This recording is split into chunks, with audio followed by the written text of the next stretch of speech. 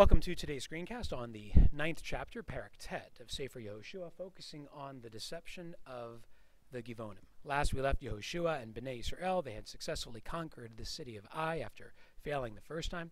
And now Yehoshua and the nation set up camp in the city of Gilgal, located in the center of your screen, just on the banks of the Yarden River. Yehoshua is commanded to conquer 7 enemy nations living in the land of Canaan, and here they are lighting up on the screen in front of you. The Canaani, the Chiti, the Chivi, the Prizi, the Amori, the Girgasi, and the Yevusi. 7 enemy nations who must be conquered and whose land must be taken control of before the Jewish people can call Eretz Yisrael their own. And we'll get to know all of these nations at some point, but the one I want us to focus on today is the Chivi, whose land is located in the center of your screen. Notice how close it is to the Yarden River. Gilgal, although it's not located on this map, would be right around here where the arrow is. So their land is very close by to where the Jews are right now, and that's significant. Because Yehoshua is approached by a group of people look like they've been traveling for a long time. Their clothes are torn, their shoes are worn out, their bread is old and stale, and it looks like they've been coming from a very faraway place. And that's in fact what they claim. They claim to be a group of people from a faraway land, a land that Yehoshua has never even heard of, and they would like to strike a treaty with Yehoshua so that they cannot be conquered by Bnei Israel. Now, who were these people? These people were none other than the Givonim, from the tribe of Givon, located in the territory of the Chivi, right over here. Now, again, these were not people from a faraway land. They were located pretty much dead center to where the Jews were currently camping. But they realized that if they didn't do something, they would be next on Bnei Israel's hit list of enemies to be conquered. After what had happened to Yericho and after what had happened to Ai, the Givonim were pretty concerned about what would happen to them. They realized they weren't as strong as the city of Ai, and so they couldn't strike a military campaign. They weren't as well protected as the city of Yericho. They didn't have a walled city around them like Yericho did.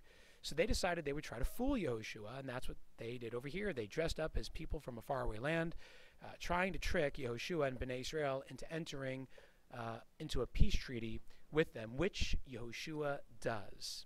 Now, Yehoshua here is held accountable for this mistake by Chazal, by our rabbis. And they say that Yehoshua really should have consulted Elazar, the Kohen Gadol at the time, and the Urim V'Tumim, the Choshen, warned by the Kohen Gadol. Remember the Urim V'Tumim from the story of Ai after Bnei Israel lose that battle? That's the way Yehoshua figures out who stole the spoils, how he figured out it was Achan back in Perek Vav, the 6th chapter. So Chazal wonder why Yehoshua doesn't use the Urim V'Tumim here, and that's something we'll have to discuss together in class. Meanwhile, what's done is done. Yehoshua enters into a treaty with these people, not knowing they're the Givonim, not knowing they really belong to the tribe of the Chivi, and for that reason, they are spared. They will not be able to be conquered like the rest of the people in that area. Now, once Yehoshua realizes this, a few days later, he's very upset, of course, realizing that he was tricked. But what's done is done. He can't break that treaty. Instead, he issues a decree that the people from Givon would not be allowed to marry into the tribe of Bnei Israel, and he was going to give them specific jobs: woodcutters and water carriers. More on that in just a moment. But at this point, let's stop and think about what Yehoshua did, and let's pause for a moment and take a look at his actions. So go ahead and pause the screencast at this point and consider the following question. What would you have done in this situation? If you were Yehoshua, would you have gone ahead and simply accepted a treaty with these people without really knowing who they were, or would you have investigated with the Urim V'Tumim? Take a moment, pause the screencast, think that over, and then continue playing the screencast to learn about what happens next. So when the elders, when the tribal leaders, the Nesi'im, find out about what Yehoshua did, they're very upset, and they want to break this treaty. They want to kill the Givonim. They should have to suffer the same fate as everybody else who's part of the 7 nations. Yehoshua, however, tells them that we must honor this treaty. A promise is a promise.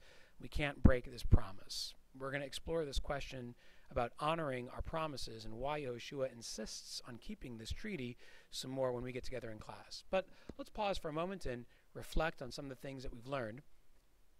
go ahead and answer the following question. Did the Givonim belong to the nation known as the Yevusi? That's not true. They belonged to the Chivi, one of the 7 nations that needed to be conquered before Bnei Israel could take control of the land. Let's try one more. Were the Jews allowed to marry people from Givon?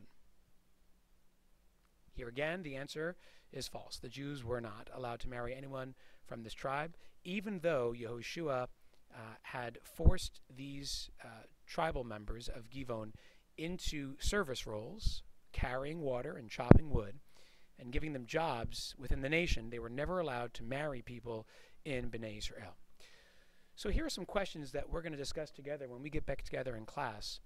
What does this episode about the deception of the Givonim teach us about keeping our promises? Even though the Givonim break their trust and try to trick Bnei Israel into forging an agreement with them, Yehoshua keeps up his end of the bargain, even though it was not entered into with honest terms. So what does that teach us about the way we keep our promises? Are there ever times when a promise can be broken? We're also going to have a chance to discuss why Yehoshua didn't seek advice from the Urim V'Tumim and instead went ahead and accepted that treaty without really investigating. And finally, we'll have a chance to explore why he required the Givonim to take on service jobs carrying the water and cutting the wood. Why didn't he simply make them slaves?